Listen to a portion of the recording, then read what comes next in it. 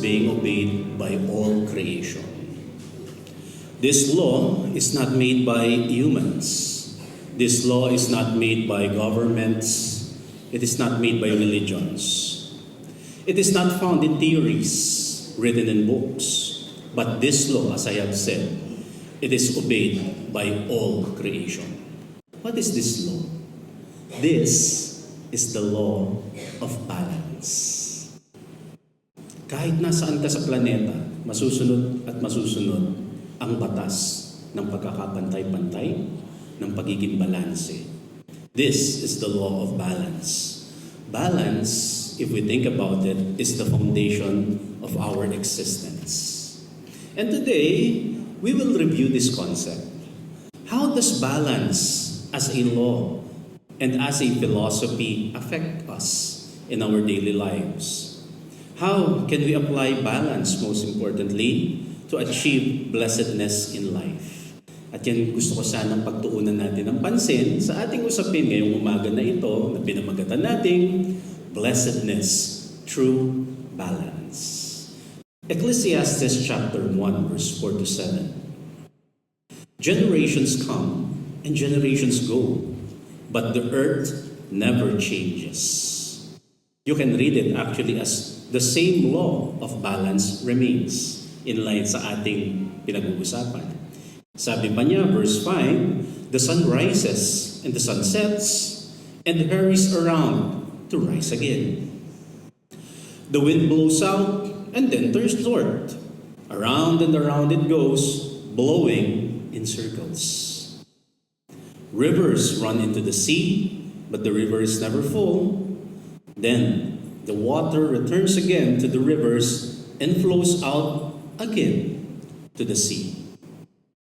Sa gitna ng mga kapahayagan na yan, if you will read between the lines, you will find the principle of balance. Umiikot-ikot lang ang mga bagay in perfect balance. Balance is universal. Again, it is the foundation of our existence. Ang mainam na isipin dito, God is the grand designer of that universal balance. All creation follows balance. The universe follows a rhythm that keeps everything alive and moving. Again, Ecclesiastes 1:5, the sun rises and the sun sets, and it hurries back to where it rises again. Now, of course, mga kapatid, you have to forgive the scientific accuracy. Siyempre, nung panahon na sinusulat niya yan, nung panahon na pinag-iisipan nila during the ancient times, hindi pa accurate ang science. Sa pananaw nila, yung araw ang tumatakbo, umiikot sa Earth. And they see Earth as the center of the universe. So, forgive the scientific inaccuracy. Hindi pa nila alam noon. But with today's science, alam na natin na hindi ang sun ang umiikot around the Earth. The Earth revolves around the sun. Alam na natin yun. But the point here is, pagka ninamnam natin yung mga sinasabi niya dyan sa Ecclesiastes chapter 1, the main point of the wise teacher is, they have observed the rhythm and the balance of the sun. Kung paano siyang sumisikat, ganun din siya lulubog, at uulitin niya yun bukas ulit. At bukas ulit. In perfect balance. Hindi pwedeng puro sunrise lang. Magseset siya. Hindi rin puro sunset lang, bagaman napakaganda ng sunset, lalo na sa Pilipinas. Pero hindi pwedeng puro sunset lang. There is balance. Naobserbahan na nila yan noon. Merong something higher, more powerful, more universal na sinasabi ang sunrise at sunset. The universal balance. And now, with modern science, mas appreciated natin ito. Inside the sun, there is a constant balancing act. There is a perfect harmony between gravity that is pulling everything inward, papunta sa sun, and there is also energy from the sun pushing everything outward. Alam natin na naka-align ang mga planeta around the solar system because of the gravity that is being pulled by the sun. But at the same time, the sun pushes away energy. Kaya meron tayong sunlight. Kaya maganda ang mga mornings. Merong solar energy. Imagine that push and pull balancing act happening nang wala tayong kamalay-malay, nakaupo lang tayo dito sa aircon. But around us, it is real.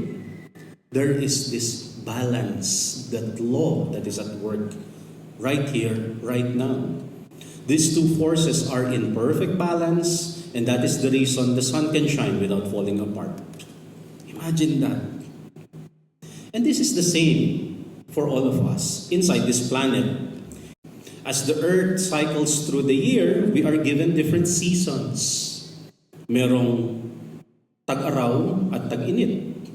Dalawa lang kasi sa Pilipinas. Pero sa ilang bahagi ng planeta, merong winter, merong spring, merong summer, and fall. But the point is, there is this cycle. Merong balance ang lahat ng season so that we can work, we can produce, we can consume, and we can also rest. There are clear boundaries to follow the growth of life. Psalm 74 verse 17, "It was you, O God, who set all the boundaries of the earth." Hindi lang yan boundary sa lupa, but look and understand that the Lord has made both summer and winter, tag-araw, tag-ulan, tag-tuyot, at basang panahon. Lahat yan, gawa yan ng ating kataas-taasan Diyos. Siya ang naglagay ng mga boundaries at cycle para mayroong balance. All creation lives and evolves around balance. Every living thing on earth is beautifully connected in mutual support. Again, balance. Buhay tayo kasi we support each other.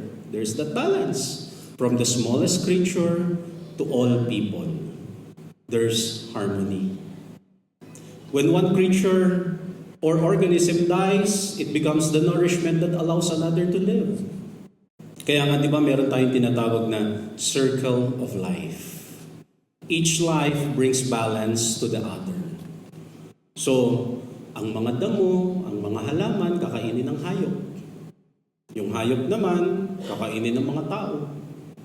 At yung mga tao, pagka lumipas na ang lupang katawan, ilulubog sa lupa, ibabaon sa lupa, at yung mga katawan natin kakainin ng mga microorganism na siya naman magiging pataba sa mga damo at halaman, nakakainin na naman ng hayop, at yung hayop na naman kakainin ng tao. It's a cycle. Pagka na-deads tayo, yung mga katawan natin magiging buffet table ng maraming microorganism. Kaya di ba ang laki-laki ng mga puno sa mga sementeryo? Kasi nga, malaki ang buffet doon. Even our dead bodies would support life here on earth kahit wala na tayo. Again, balance. The law of balance is in effect. Balance is the heartbeat of creation. Balance is the universal law of the Most High God. Siya ang designer niyan. Psalm 75 verse 3, "The earth and all who inhabit it are unsteady. It is I, the Most High God, who have firmly set its pillars." Yung balance na yan, ang nagbibigay mismo niyan ay ang mga kamay ng ating kataas-taasan Diyos. What happens when balance is lost? Ano ang nangyayari or anong posibleng mangyari pag nawala yung balance na yan, yung universal balance na yan? Can you imagine na kung mawala ng kaunti yung mga sukat ng planeta, pagka na-disrupt ng konti yung layo ng mga bituin, ng mga buwan, baka nagkabangga-bangga na siguro ang lahat ng mga bulalakaw. Tapos tayo, yung planet Earth na shoot na kung saang black hole. Kasi one minor disruption to this balance, there will be an effect. When balance and harmony are disrupted, natural outcomes follow. For example, in human history, when empires, when they become very dominating, very oppressive na, they reach a breaking point and the civilization falls. In economies, when economies consumes too much, they collapse. And when people become too greedy, pag masyado ng sakim, pag masyado ng matakaw, people self-destruct. These are natural outcomes when there is no balance. The law of balance is objective. The law of balance is objective. It happens to everyone and everything. Maapektuhan ka kahit pala-attend ka ng church. Kahit na pala-attend ka ng mga Bible study at pala-pray ka, pagka walang balance sa buhay, apektado ka. Kaya kapag may hindi maganda na nangyayari sa buhay, ibig lang sabihin nun, mayroong imbalance. Ibig sabihin, mayroong sobra or pwede rin mayroong kulang. Imbalance works both ways. Pwedeng may sobra, pwedeng may kulang. Pag mayroong hindi maganda na nangyayari, pag may sakit, pag mayroong masama na nagaganap sa pamilya, sa trabaho, hanapin lang yung imbalance. Huwag agad isipin na galit ba sa akin ng Diyos kaya ako may sakit. Hanapin mo lang, baka may imbalance lang. Baka kulang ka sa vitamin C. It is not always about galit ang Diyos o pinaparusahan ka ng Diyos. Because again, the law of balance, it's objective. Meron ka kasing hindi nasusunod. Check first kung nasaan or ano ang imbalance. When natural balance and harmony are disrupted, the one causing the disruption will be removed. This is not punishment. This is nature's autocorrection of the system. Kahit ang katawan natin, merong immune system, right? Pag merong hindi balanse sa loob ng katawan, automatic niyang i-eject yun. Automatic niyang tatanggalin sa ecology ng katawan. It's not a punishment. It's not anger that's working, it's autocorrection. Natural autocorrection. Isipin nyo ngayon yan sa ating pang-araw-araw na buhay. Anyone who lives out of alignment with the law of balance will eventually face the natural consequence of that imbalance. Kaya dapat nasa balance. Dapat wag extremes. It has been observed before and it will be the same forever. You know, everything changes around human society, but this universal law will remain. Ecclesiastes 1:9, everything that happens has happened before. Nothing is new. Nothing under the sun. If the universe itself respects and submits to the law of balance, so should we. Kung ang nature nga, ang mga planeta nga sumusunod naturally, tayo mismo dapat maki-align din sa balance na yun. Live in God's way of harmony and balance. Pag sumikapan na nandun ka lang sa gitna, sabi nga, balance lang. Balance lang. God revealed the principles of universal or natural balance through Jesus. Pinakita naman niya eh. Hindi naman tayo manghuhula. Makikita natin yung mga prinsipyo ng balance and harmony in Jesus. Inside Jesus-ness. Colossians 1:17. He, referring to Jesus existed before anything else. He holds all creation together. Imagine yung metaphorical description na ginamit kay Jesus. Jesus holds everything together. Not the person Jesus, kasi sino ba namang person na makakagawa nun, na a person can hold everything together. Pero ang sinasabi niya, the essence, the spirit, the teachings and the principles of Jesus, that holds everything together. And so, if we align ourselves into the teachings of Jesus, we will find harmony, we will find balance. Jesus is that harmony that brings everything together. Kaya sabi sa Hebrews 1, chapter 3, the Son, again referring to Jesus, the Son radiates God's own glory and expresses the very character of God. He sustains everything by the mighty power of His command. Malawak yung command na yan. Ang isang pinagtutuunan natin na pansin ngayon, anong command? Yung nagsusustain sa lahat ng bagay, yung command, yung law ng balance. Kaya, para sa atin, mga kapatid, mga kaibigan, balance lang. Kay Jesus at sa maka-Jesus na katuruan, mauunawaan at maisasagawa natin ang mga katotohanan na ito. Paano? First, we have to see that Jesus teaches us to see and understand that all things are created. or as I would like to call it, integration. Kailangan makita natin na ang lahat ng bagay ay magkakaugnay. Every single piece of life, every aspect of living, all of these are connected. When we look at happiness and sadness, hindi pwedeng puro happiness lang. Sabi nga nung poem, if we are creatures not born to shed a tear, I know not how happiness would ever come near. Na-appreciate natin ang masasayang bahagi ng buhay kapag dumadaan tayo sa sadness. So even happiness and sadness are both parts of that balance.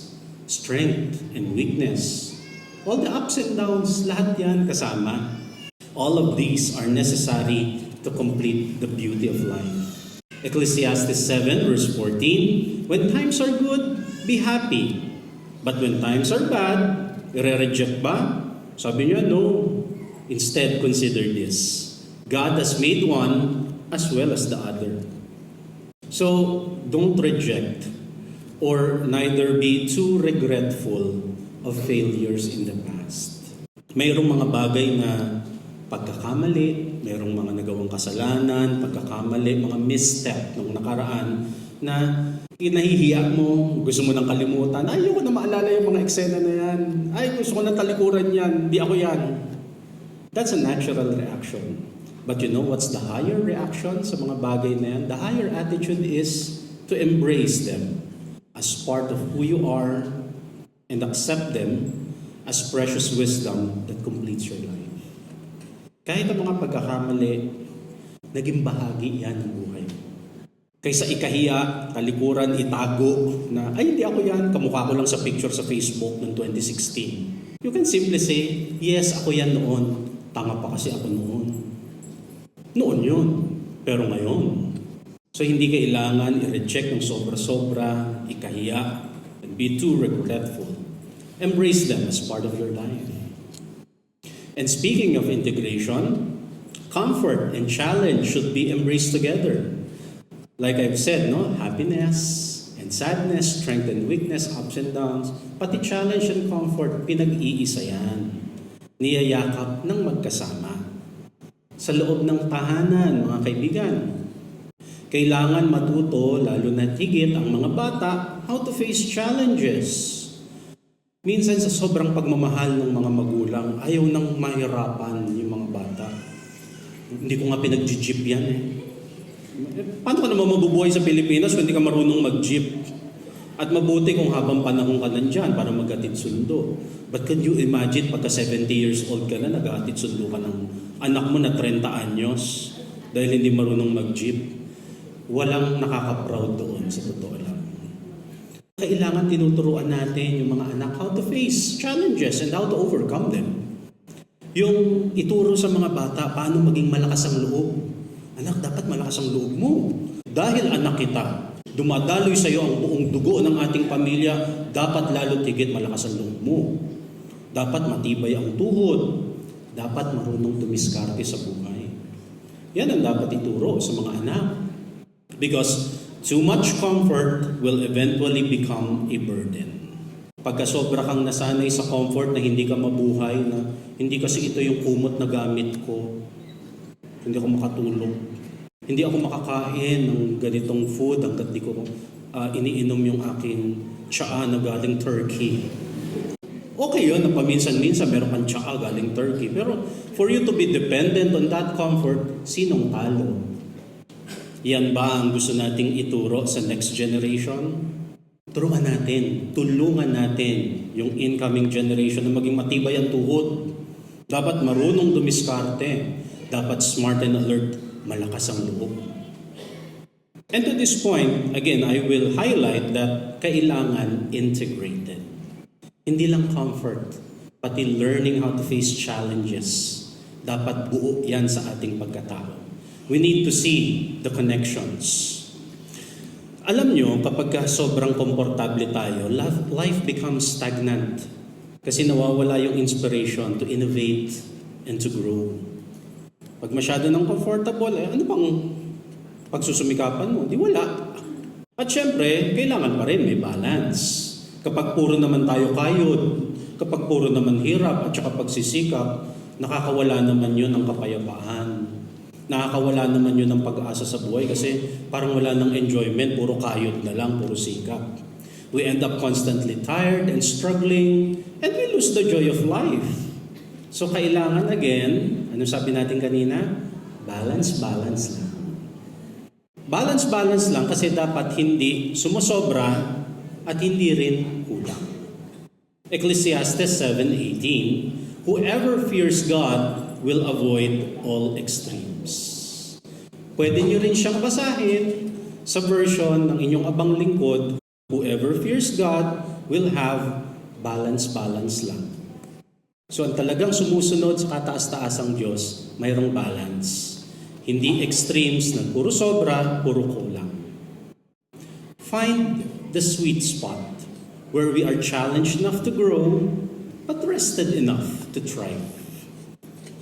Kailangan may balance. Ano pa? Paano pa natin maisasagawa ang universal principle ng balance? Remember that Jesus taught us to find our place and fill our space. Everyone matters. You are an important part of the universe. And while you are in this life, you have to do your part. You have a part in keeping the balance of the universe. Isa sa pinakamalaking kasinungalingan, I think, ay yung isipin na hindi ka mahalaga at wala kang silbi. Hindi yun totoo. Kaya pagka nananaig sa isip mo yung, mabuti na lang, wala na lang ako. Hindi naman ako kailangan. Nako kapatid, malaking kasinungalingan yan. Malaki ang bahagi mo, mahalaga ka in keeping the universe balance. And therefore, you should be present. You should fill your spot. By being present and by fulfilling your role, you bring harmony to everything around you. When you are not in your rightful place, you can never truly be at your best. Kasi merong perfect spot na ikaw lang ang mag-fit doon eh. At pag hindi mo pinupunuan yon, mali ang pagposisyon mo sa sarili mo. Nawawala yung natural strength mo. Kaya dapat hanapin natin yung tamang pwesto natin. You will lose your natural strength because you are trying to operate against your own nature. Nasa-sacrifice ito madalas. Lalo tigit na gusto kasi nating makiayon, gusto nating makibagay, gusto nating maging in. Sa kagustuhan na maging in, maging kabagay ng lahat, sinasacrifice natin yung individuality natin. Whereas as I have said, that individuality is a gift from God. Yan ang bubuo sa ating pagkakapantay-pantay. Ang hirap-hirap kumilos sa hindi kahiyang. Nagpapanggap ka, nagtatago ka, ipinipilit mo yung sarili mo para lang makiayon kahit na hindi ka naman talaga hiyang doon. Kahit nga ang damit, di ba, pag hindi talaga kasya sa'yo, hindi kasya sa'yo. Ang sapatos, masakit sa paa pag hindi pasok sa'yo. Masakit din siya sa paa pag maluwag sa'yo. Hindi nga kasi hiyang. Do not compromise, do not sacrifice your individual giftedness just to fit in. Mas ma-appreciate ka ng mga tao sa paligid mo, ng buong universe actually, kapag ikaw ay nasa tamang spot. Doon ka sa hiyang. Doon ka sa angkop at ukol sa iyo. In the same way, when you are not in your rightful place, you are also occupying a space that is not yours. Right? And therefore, you are taking the spot where someone else was meant to stand. Wala ka sa lugar. Ibig sabihin, yung tinatayuan mo, yung pinipwestuhan mo, hindi mo lugar. Ibig din sabihin nun, as an effect to the imbalance, yung dapat na nakapwesto doon, hindi niya mapwestuhan kasi nga mali yung pagkakalagay mo sa sarili mo. Ang gulo-gulo tuloy ng lahat kasi wala sa tamang pwesto ang isa't isa. Wala ang lahat sa kanilang tamang lugar. What can we learn? Lumagay sa lugar. Itong linya na ito, nakadevelop na siya ng negative na perspective. Na pag sinabing lumagay ka sa lugar, ang ibig niya sabihin ay huwag kang umimik, tumahimik ka lang, magtiis ka dyan. Pero ngayon nakikita natin siya at tignan pa natin lalo siya sa pananaw ng law of balance. Ibig natin sabihin dito na lumagay ka sa lugar. Place yourself in a position where you can be at your best. 1 Corinthians 12:17 to 19, ang reflection ni Apostle Paul. If the whole body were an eye, it would not be able to hear. Kung puro mata na lang ang katawan ng tao, paano siya makakarinig? If the whole body were an ear, it would not be able to smell anything, obviously. If each part of the body were the same part, there would be no body. Kasi the body is made of different parts. May kanya-kanyang spots, uses, and places ang pamabahagi. But as it is, God put the parts in the body as He wanted them. God made a place for each one. At gusto ko tumanim sa isip nyo yung last sentence na yan. My friend, my brother, my sister, God made a place for each one. God made a place for you. At this point, the big question is no longer about how the universe works. Ang totoong tanong at usapan na ngayon, have you found your space? Kasi yun ang promise eh. God made a place for each one. Ang tanong ngayon, have you found your space? Sa pamilya, ano ba ang dapat na lugar mo sa loob ng tahanan? Sa trabaho, kung ikaw ay empleyado, kung ikaw yung may-ari ng business, ano ang papel na dapat mong ginagampanan? Sa lipunan, lumulugar ka ba sa tama? At dito sa ating pamayanan, sa ating church, sa ating pamayanan, pinupunuan mo ba ang dapat mong kalagyan? Again, find your space, fill your place. Life and existence is defined by harmony, not conflict. Everything is connected. Therefore, each one supports each other to support the whole. And in view of balance, we should renew our minds about the idea of competition. One thing about us, ang mga Pilipino kasi, tayong mga Pilipino, likas na over-competitive. Kahit nga ang politics, ang eleksyon, naging competition siya. Imbis na bumoto sa kung ano yung magiging tulong para sa lahat, naging competition ng politics. Even church, sadly, has become a competition. Nagiging tagisan, paligsahan, sino ang mas ganito, sino ang mas ganyan. Nagiging pagalingan. Ang tanong ko, pag-isipan nyo mabuti, dyan sa competition na yan, sa over-competition na yan, over the decades na lumipas, may nangyari ba? Ecclesiastes 4, verse 4, I observe that most people are motivated to success because of their envy against their neighbors. This too is meaningless, like chasing a wind. Marami tayong ginagawa sa buhay kasi nga gusto lang natin talunin yung kapitbahay. Wala naman talaga nangyayari sa over-competition.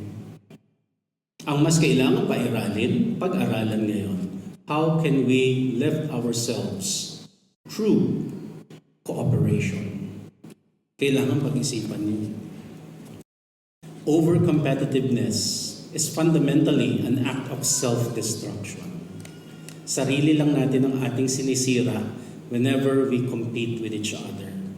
Seeking to dominate or defeat others, it weakens the support structures and it destroys the connection that is necessary for one's own survival.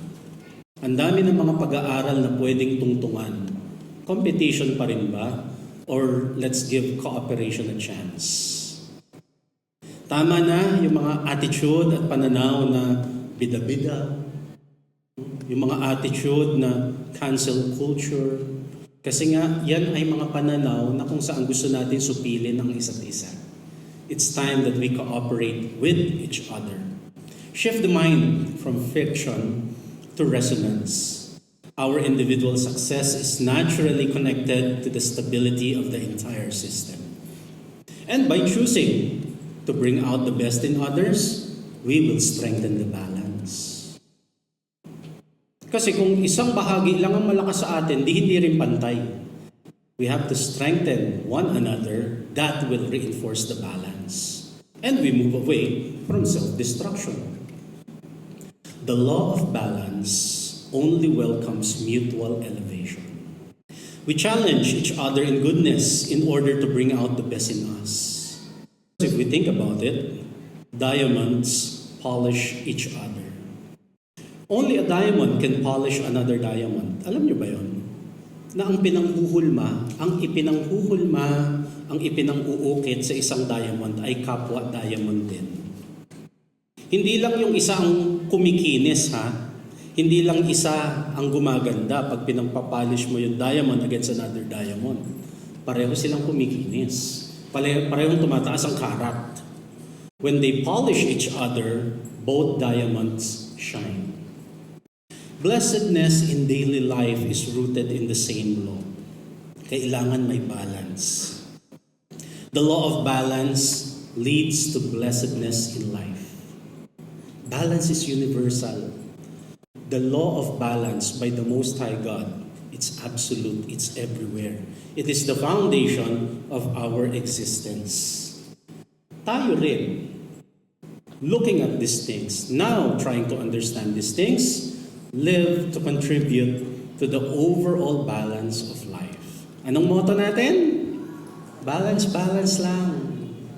Balance ka sa sarili mo at nakikikontribute ka sa pangkabuang balance ng lahat.